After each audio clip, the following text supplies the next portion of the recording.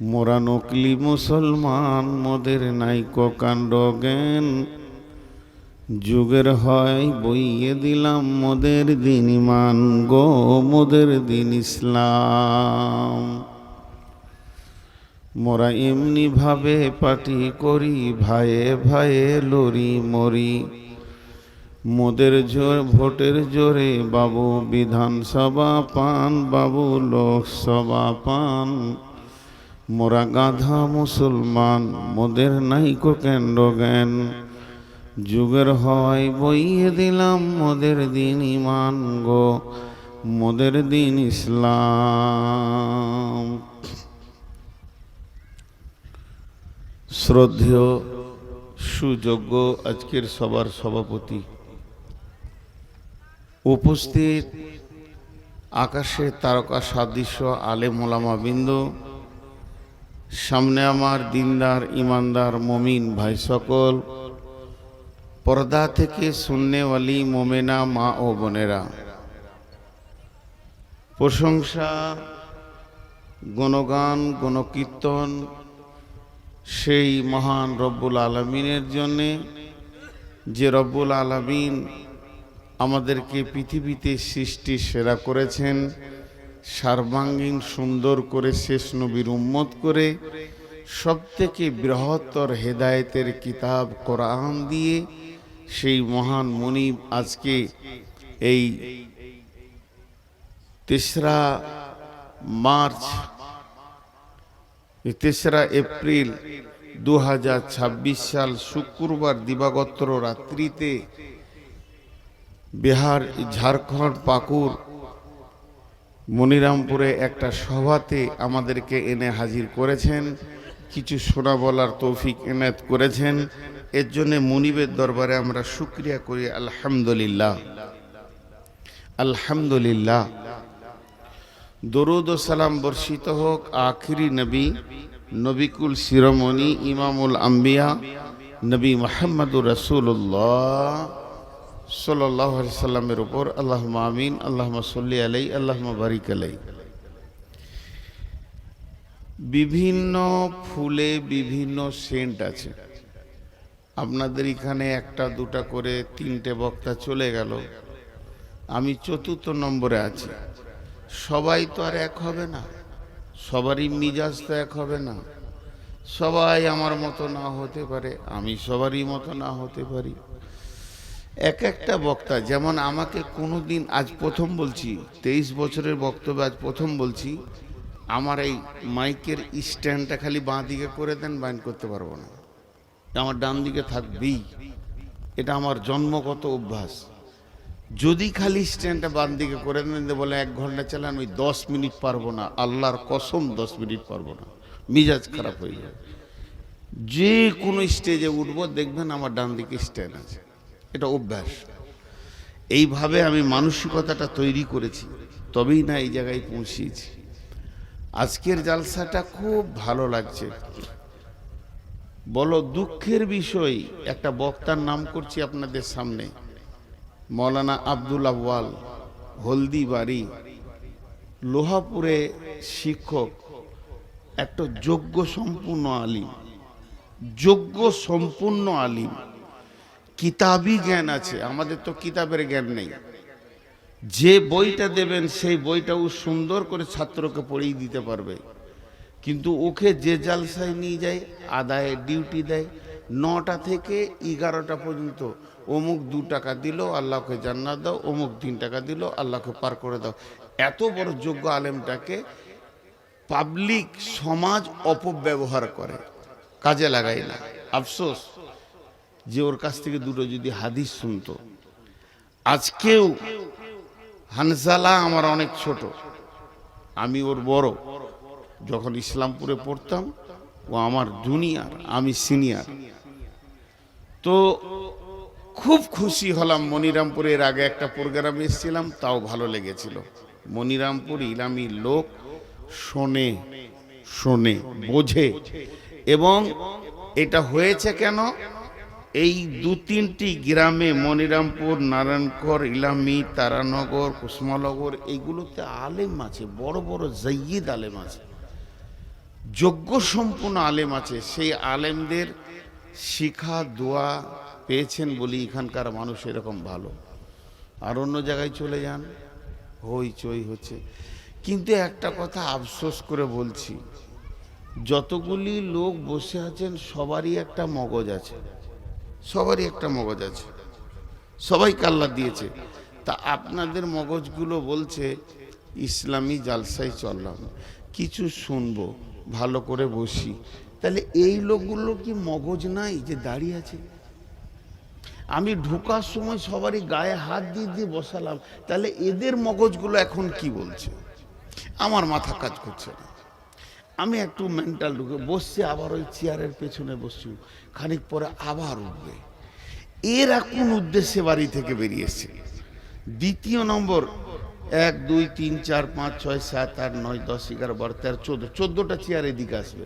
আপনার পেছনে লোক বসে আছে, আর আপনার বিবেকটা কি করে বলছে যে ওর সামনে আমি চেয়ারলে বসবো? এটা আপনাদের কাছে আমি শুধাইছি।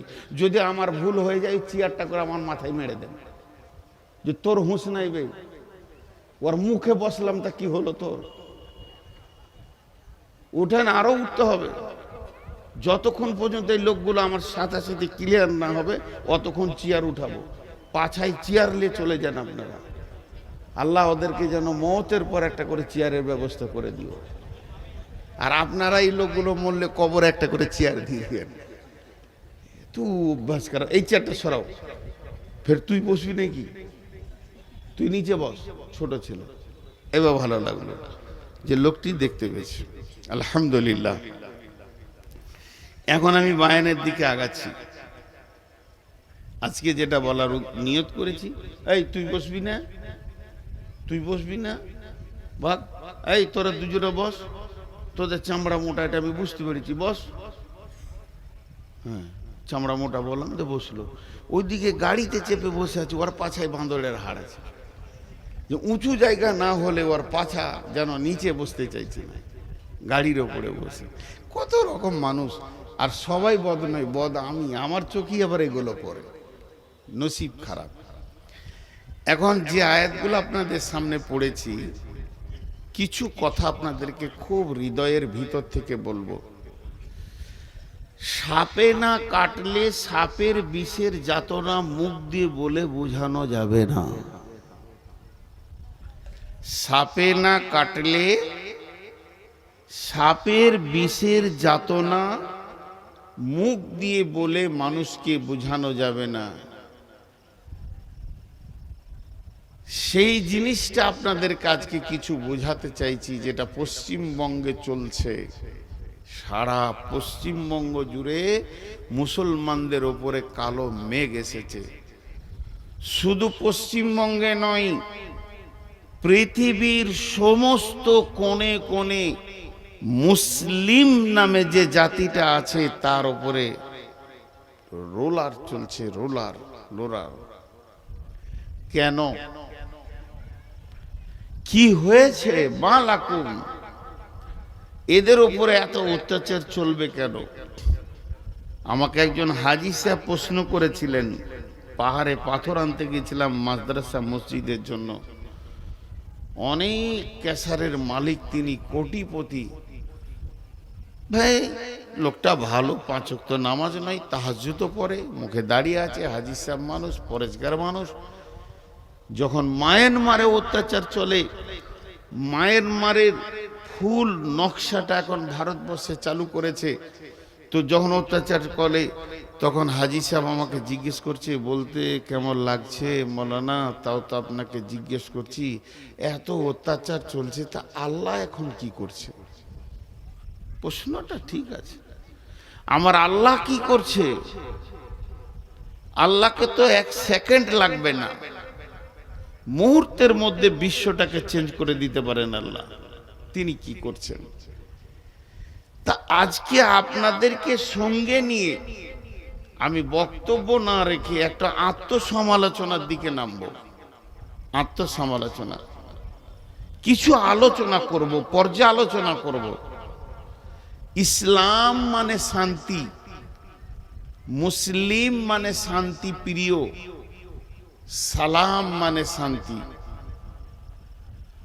ইসলাম মানে শান্তি, ইসলাম মানে শান্তি। যেখানেই ইসলাম সেখানেই অশান্তি। মানের সাথে কাজের মেল হচ্ছে না। এর কারণটা কি? কে বলবে? কে বলবে কারণটা? অরিজিনাল অ্যাকুরেটি কারণটা কে বলতে পারবে? জি ভাই, শুধু ইসলামকে নিয়ে দু কথা বলি।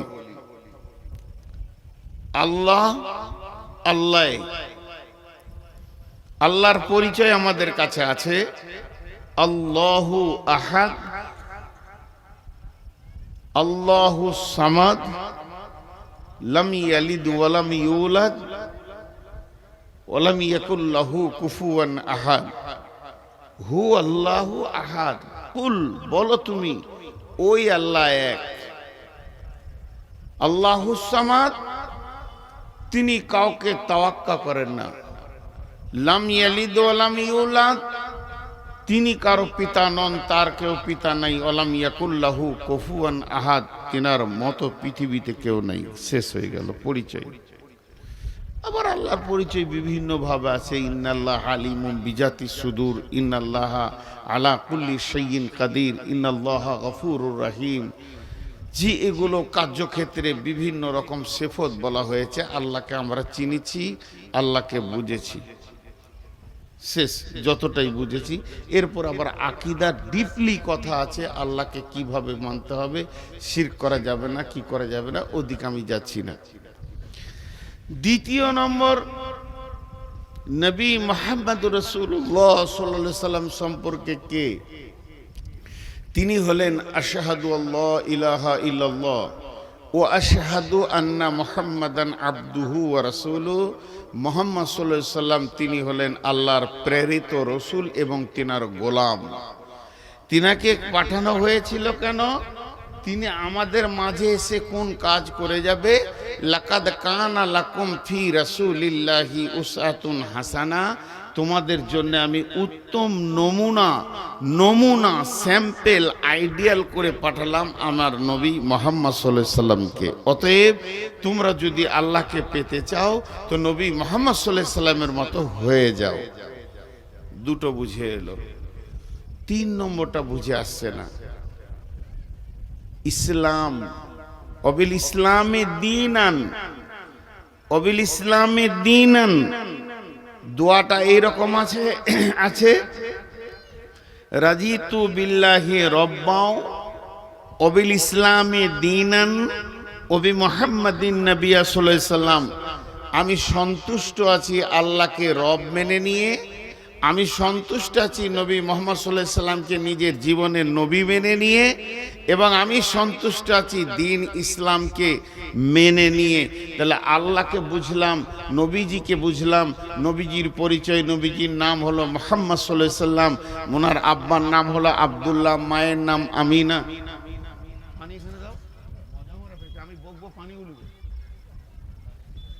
এত পিয়াস লাগছে কেন? চুপ করে বসে থেকে দাও, ওকে পানির 4টা বোতল দিয়ে দাও, ঢুক ঢুক করে খালি পানি খাবে। এটা তো পানি নাই, ও যা আছে খাবে। এর আবার দাঁড়ালো কেন? বস, আমি সুগারের রুগী, 390 সুগার। আর সুগারের রুগীদের দুটো জিনিস কন্ট্রোল থাকে না, আগে বলে দিছি। বহুত চেষ্টা করি তাও কন্ট্রোল থাকে না। আপনারা তো জানেন নজরুল, আপনাদের মইদুল আমার জামাই, ওকেও বকে দিছি। এই বকাবকিটা কন্ট্রোল থাকে না। আমি কোনো কথা বলছি, বেটি এসে বলছে আব্বা এটা তো তোমার দোষ, ভুল বলছো, ধাবড়ে দেবো তোকে ফের। তো জামাই বলছে আপনারই তো দোষ, তোমার আবার মন যেছে নাকি? ও সরে যেছে। সুগারের রুগী মিজাজ কন্ট্রোল থাকে না, পায়ে ধরে ক্ষমা চেয়ে নিচ্ছি, এটা আমাকে মাফ করে দেন। আর সুগারের রুগী পেচ্ছাপ কন্ট্রোল থাকে না। ও যদি একবার নিয়ত করে যে আমাকে পেচ্ছাপ লেগেছে খালি মনে মনে, তোর কাপড়ে পেশাব হবেই। এটা আল্লাহ দিয়েছে আমার রোগ। আপনারা আমার জন্য দোয়া করবেন যেন আমি ইমানি হালাতে মরতে পারি। শেফা আল্লাহ যদি দেন তো দেন, রোগ থাকলে আমি খুশি আছি। যাক, আমি যে কথা বলছিলাম, তাহলে তিনটে জিনিসকে আমাদেরকে বুঝতে হবে। তিনটে জিনিস। একটা আল্লাহকে বুঝলাম, একটা নবীজিকে বুঝলাম, দিনটা কি। এবার দিন নিয়ে কথা বলছি। আপনারা হিন্দি ভাষী মানুষ, প্রাইমারি থেকে হিন্দি পড়েছেন, আমি বাংলা পড়েছি। তয়ে বানানটা একবার বলছি, দয়ে হস্যই দন্তন দিন, একটা বানান বললাম। দ্বিতীয়টা বলছি, দয়ে বয়ে দীর্ঘি, এই দিক থেকে মারবে, দন্তন দিন। দুটো দিনের তর্জমা আলাদা। এবার আল্লাহ তাহলে এটা কোন দিন বলছে? আল্লাহ কোন দিন বলছেন? দয়ে বয়ে দীর্ঘই না দয়ে হস্যই? আল্লাহর ভাষা যেদিক থেকে নেবেন কাজে লাগবে, কোনো দিক থেকে বাদ যাবে না। আল্লাহর নামটা দেখেন, যেদিক থেকে ধরবেন কাজে লাগবে, বিকৃতি হবে না। আল্লাহর নামটা যেদিক থেকে যেমন করে উল্টা পাল্টি ধরবেন, তো আল্লাহর নামের কোনো রকম কেউ বিকৃতি করতে পারবে না। তাহলে দয়ে হস্যই দন্তন দিন, দিন মানে হলো এইটা রাত, কালকে পূব দিকে সূর্য উঠবে, পশ্চিম দিকে ডুববে, ওই সূর্য উঠা থেকে ডোবা পর্যন্ত এটাকে বলা হচ্ছে দিন, আলো। আর এটা এখন রাত চলছে, সূর্য ডুবে গেছে, সূর্য ওঠা পর্যন্ত রাত। ইন্নাদ দীনা ইনদাল্লাহিল ইসলাম, ইন্নাদ দীনা ইনদাল্লাহিল ইসলাম, আল্লাহর কাছে মনোনীত দিন হচ্ছে ইসলাম। যদি দয়ে হস্যই দন্তন দিন লেন, দিনের আলো যদি এইটাকে তর্জমা করেন, তো ইয়ার ব্যাখ্যা কেমন হবে? দিন যখন চলে আসে তখন রাস্তাঘাট আমরা চোখে দেখতে পাই, আর রাত যখন চলে আসে আমরা সব জিনিস দেখতে পাই না। তার দিন যখন চলে আসে, ওটা আমার মা, ওটা আমার খালা, ওটা আমার বিটি, ওটা আমার বিবি, ওটা আমার নানি, এটা আমার আব্বা, এটা আমার ভাই, এটা আমার বন্ধু, সব পরিষ্কার, রাস্তা পরিষ্কার, বাইক চালাবো তো খালটা দেখতে পাবো, এর নাম হলো দিন। আর রাত, রাত মানে মা গেল না খালা গেল, চাদর পরে বুঝতে পারলাম না, বেটিটা গেল মনে হচ্ছে না, বোনটা গেল, এটা ভাই না বন্ধু। আর রাতে এখান থেকে গোঁধাই পড়ে যাবো, আমাবস্যার রাত, লাইট নেই, আর সাইকেল চালিয়ে 40 বার খালে খালি খড়াক খড়াক করে পড়লাম। রাত মানে কিছু দেখা যায় না।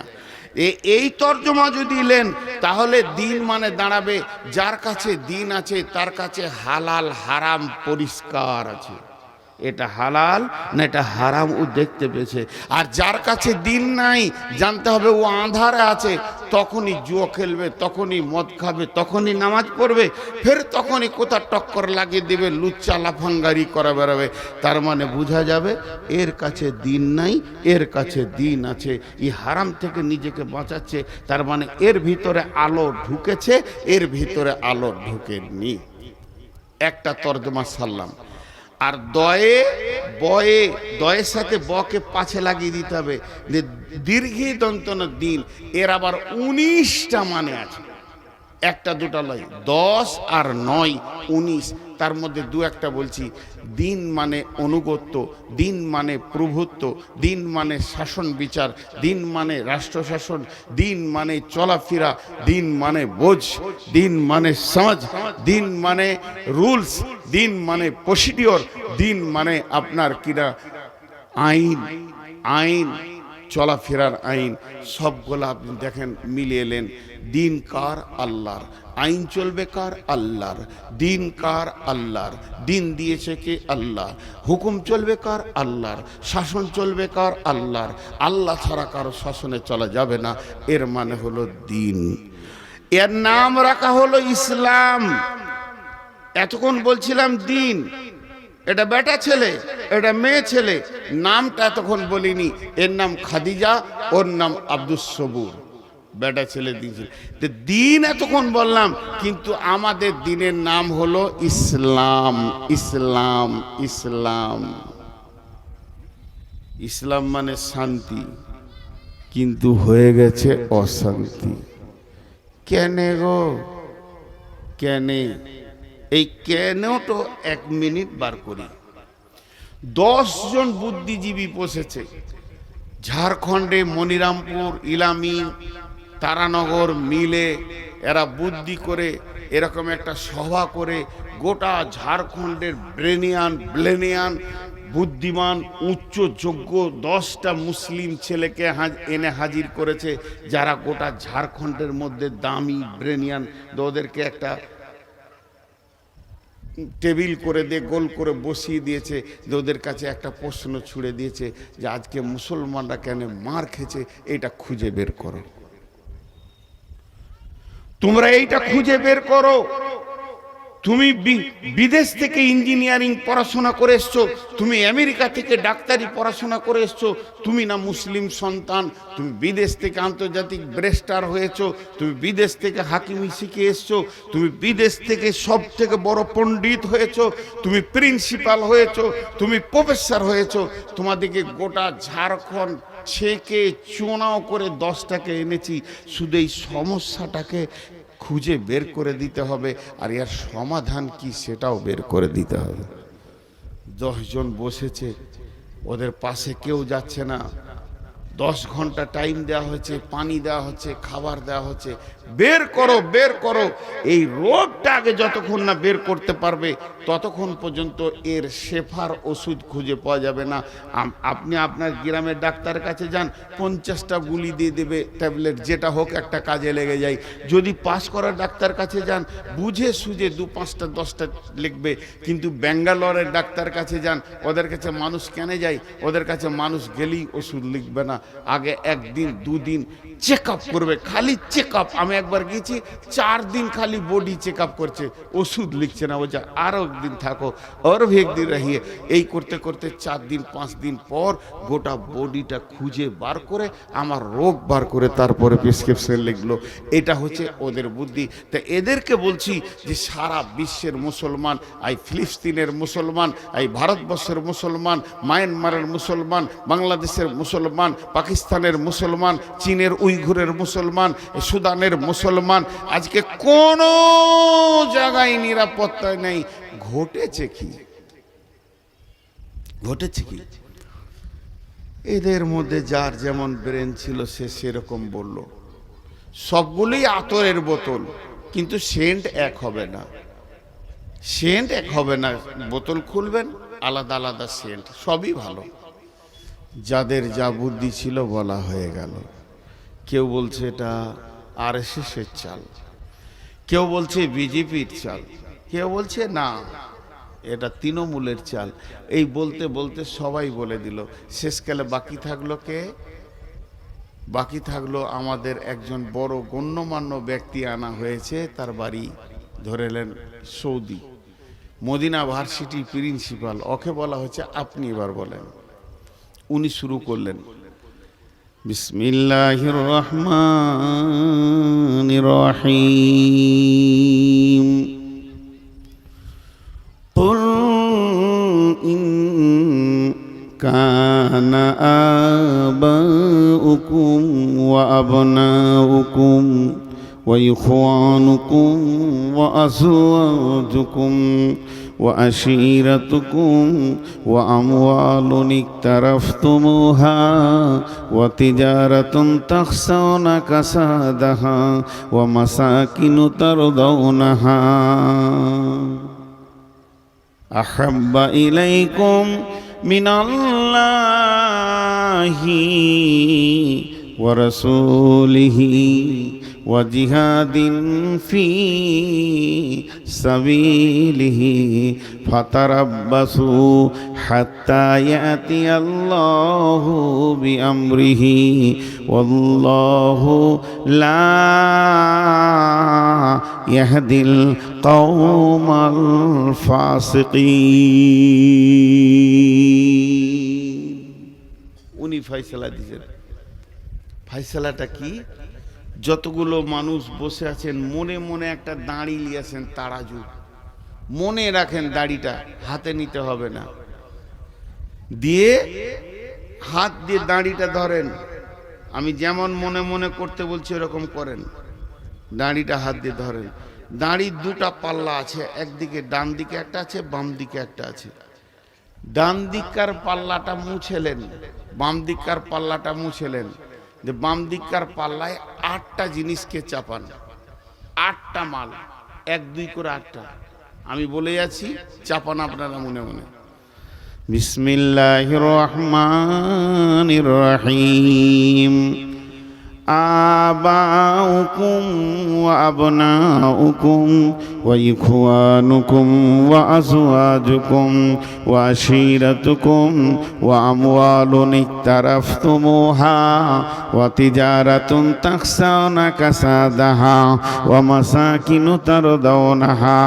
তোমার বাপের মহব্বত, তোমার সন্তানের মহব্বত, তোমার ভাইয়ের মহব্বত, তোমার বিবির মহব্বত, তোমার বন্ধুর মহব্বত, সঞ্চিত মাল, ব্যাংক ব্যালেন্স যেটা জমা করেছো সেই মালটার মহব্বত, চাকরি বাকরি ব্যবসা বাণিজ্যের মহব্বত, আর 8 নম্বরে যে ঘরটা তুমি অট্টালিকাটা বানিয়েছো এই ঘরটার মহব্বত। টোটাল 8টা মালকে বাম পাল্লায় চাপিয়ে দাও, বাম পাল্লায় রেখে দাও। এবার ডান পাল্লাটা যে তোমার ফাঁকা আছে ওখানে 3 জনকে চাপাও। আহাব্বা ইলাইকুম মিনাল্লাহি ওয়া রাসূলিহি ওয়া জিহাদিন ফি সাবিলিহি। একটা আল্লাহর মহব্বত আর একটা রসুলের মহব্বত, আর আল্লাহ দ্বীনকে আগে বাড়াতে হবে এ ব্যাপারের মহব্বতটা ওখানেই চাপাও। যে 3টে জিনিস, একদিকে থাকলো 8টা, একদিকে থাকলো 3টি, বাম দিকে থাকলো 8টা, ডান দিকে থাকলো 3টি। আল্লাহ বলছেন তোর মনের দাড়িটা এবার ওপর দিকে তোল, তুলে তুই নিজে তাকিয়ে দেখ কাঁটার দিকে। তার মানে তোর অন্তরটা 3টের মহব্বত বেশি না 8টার মহব্বত বেশি? যদি 3টের মহব্বত হয় তাহলে তুই ইমানদার, যদি 8টার মহব্বত বেশি হয়, তুলনামূলক 3টের মহব্বত যদি কম হয়ে যায় তা আল্লাহ বলছেন তুই ফাসেক হয়ে গেলি। শুনেলে ফাতার আব্বাসু ফাতার আব্বাসু ফাতার আব্বাসু হাত্তা ইয়াতিয়াল্লাহু বিআমরিহি। অপেক্ষা কর, অতক্ষণ পর্যন্ত কর যতক্ষণ পর্যন্ত আল্লাহর হুকুম না এসেছে। ওয়াল্লাহু লা ইয়াহদিল কওমাল ফাসিকিন। আল্লাহ ফাসিকদেরকে কোনো দিন হেদায়েতের রাস্তা দেবেন না।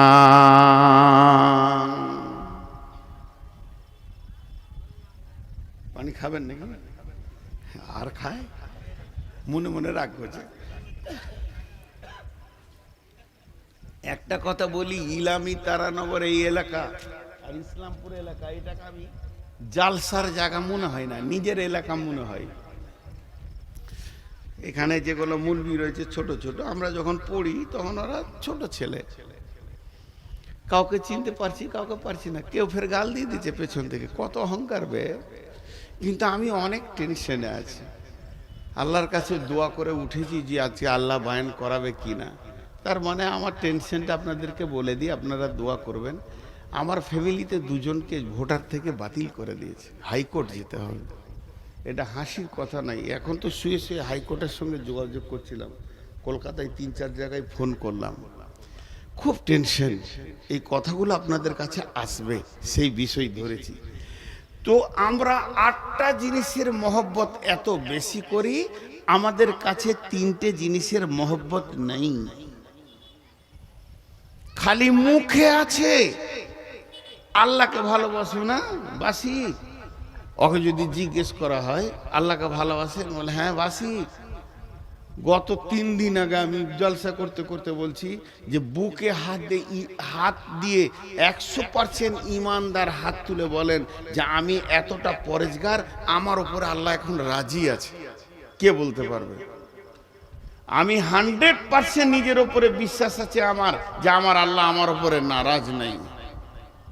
একজন হাত তুলে দিল, তো দেখছি ওর দাড়ি নেই। তোর মতো ফাঁসে কি করে হাত তুললে? আমি এত বড় দাড়ি রেখে হাত তুলতে পারছি না।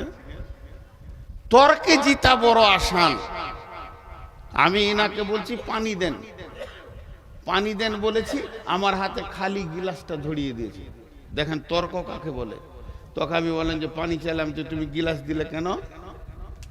ও তখন বলছে দেখেন পানি রয়েছে যে গ্লাসের ভিতরে আছে, জি কোণে একটা ফোঁটা লেগে আছে, কি হবে এটা? কোন কাজে লাগবে? কোন কাজে লাগবে? খাওয়া হবে না, গোসল হবে না, ওষুধ খাওয়া হবে না, কিন্তু তর্কে জিতে যাবে গিলাসে পানি আছে কিনা বল। তো ওই রকম তর্কে অনেকে জিতে যাবে যে আমি আল্লাহকে ভালোবাসি, কিন্তু ভালো যদি বাসো তো এই হালাতটা কেন? বিসমিল্লাহির রহমানির রহিম।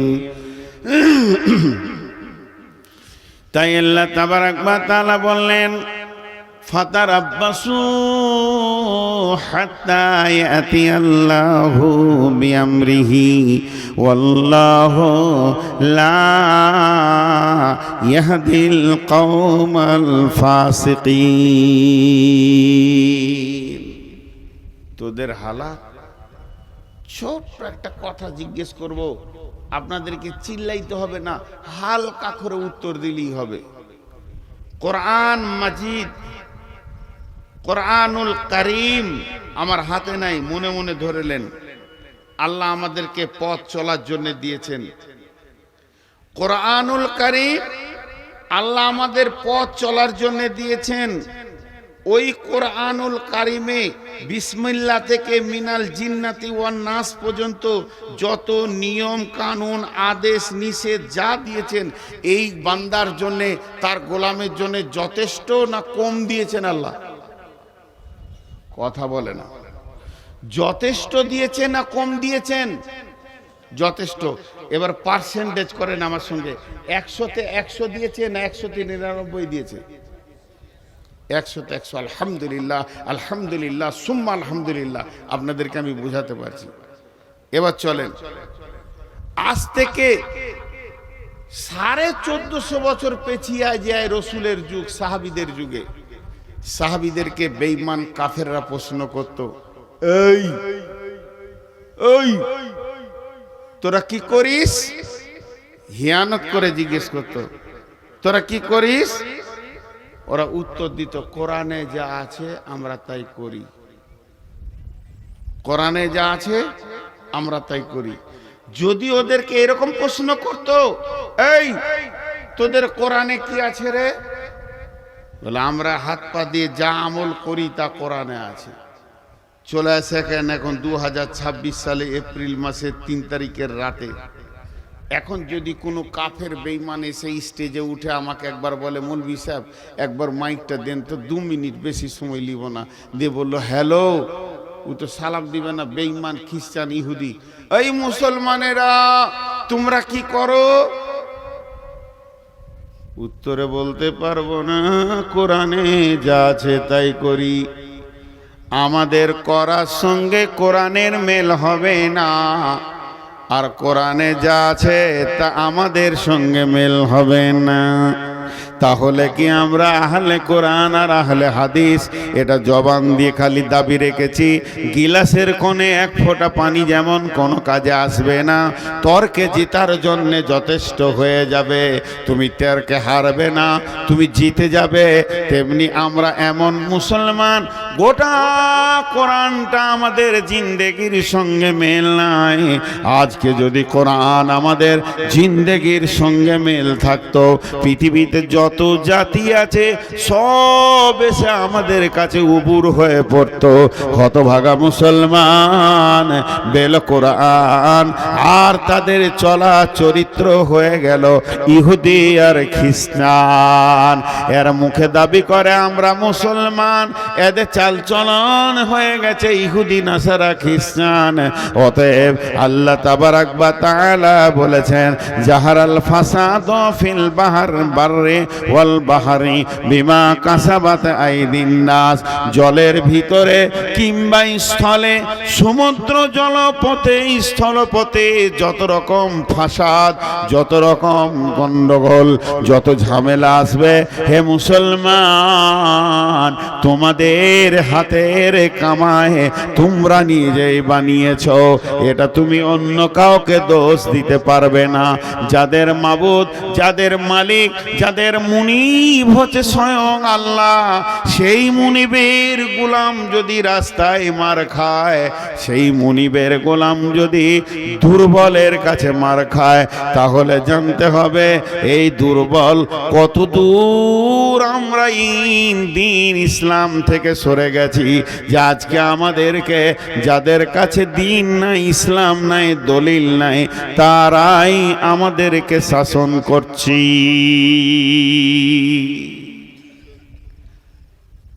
জি, একটা স্বপ্নের কথা বলবো।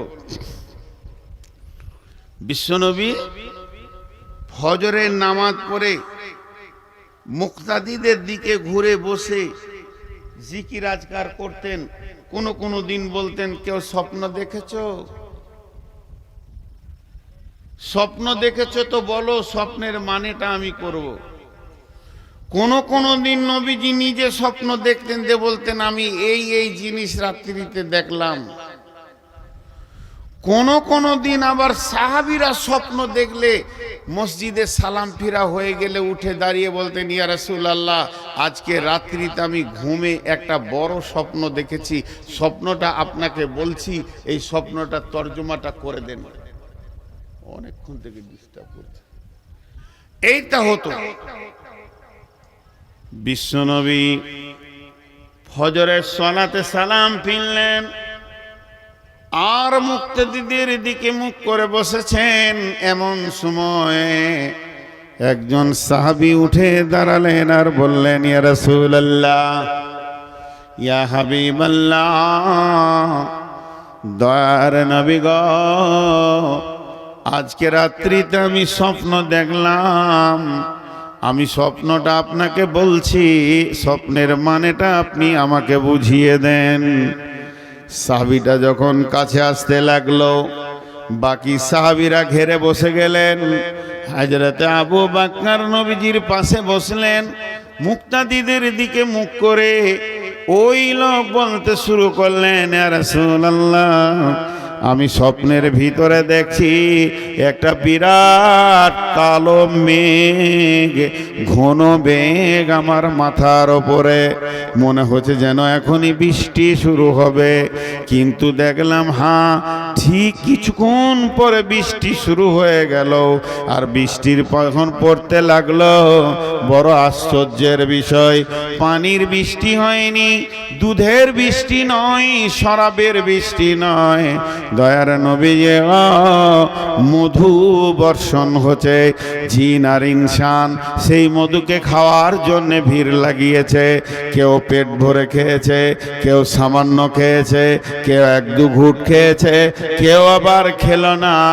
দয়ার নবী তারপরে পরে দেখলাম ওই বৃষ্টির ভিতর দিয়ে একটা লম্বা রশি ঝুলছে। একটা লোক রশি ধরে ওপর দিকে চলে গেল, দ্বিতীয় নম্বর লোকটা চলে গেল, তৃতীয় নম্বর লোকটা যখন চড়তে গেল, দড়িটা কেটে গেল, ছিঁড়ে গেল, পড়ে গেল। কিন্তু লোকটি বড় মজবুত ছিল, গিঁড়া লাগিয়ে আবার উঠে চলে গেল দড়ি ধরে। নবীজি গো, আমার ঘুম ভেঙে গেল। আবু বকর বসে আছেন রসুলের পাশে। তা আবু বকর কি করছে, যে স্বপ্ন দেখেছে ওর মুখের দিকে একবার দেখছে, রসুলের মুখের দিকে একবার দেখছে, আবার ওর দিকে দেখছে, আবার এদিকে দেখছে। আল্লাহ নবী বলছে, আবু বকর তুমি কেন এমন করছো? বলছে, হুজুর, ও স্বপ্নে কি দেখেছে এই মানেটা আমি করে দিতে পারবো। আমি আজকের স্বপ্নের মানেটা বলে দিতে পারবো, কিন্তু আপনি যদি পারমিশন দেন, ভুল হলে তো আপনি আছেন। নবীজি বলেন, আবু বকর তুমি বলো। মুসলমান কান করে শুনেন। আবু বকর বলছেন, ভাই, প্রথম নম্বরে তুমি দেখেছো কালো মেঘ, ওটা মেঘ নয়, দিন ইসলামের সুশীতল ছায়া। দুই নম্বরে দেখেছ ওই মেঘের মধু বর্ষণ হচ্ছে, ওটা মধু নয় রে বন্ধু, আল্লাহর কালাম পাক নাজিল হচ্ছে, কোরআন। তিন নম্বরে দেখেছ জিন ইনসান সেই মধু খেতে এসেছে, কেউ পেট ভরে খেলো, কেউ সামান্য খেলো, কেউ এক ঘুট দু ঘুট খেলো, কেউ খেলো না।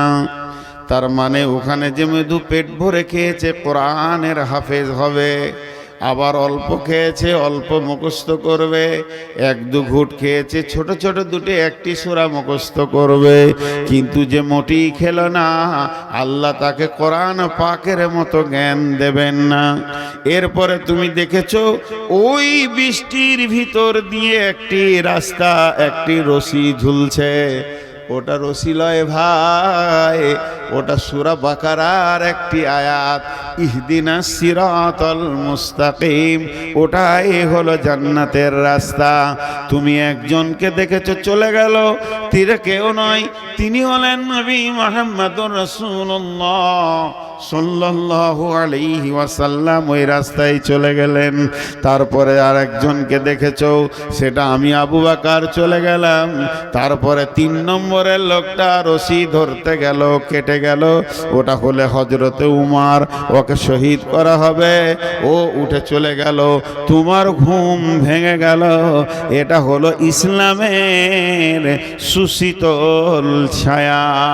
কোনো একদিন এ দেশের মাটিতে কালেমার পতাকা উড়বে, তৌহিদের পতাকা উঠবে। সেদিন মুসলমান দুঃখ বেদনা ভুলে হাসিতে দুলবে, হাসি আর খুশিতে দুলবে। রবে না ব্যভিচার, রবে না অন্যায় অবিচার, থাকবে না জুলুম অত্যাচার, সকলে শান্তিতে বাস করবে। কোনো একদিন এদেশের মাটিতে কালেমার পতাকা উড়বে।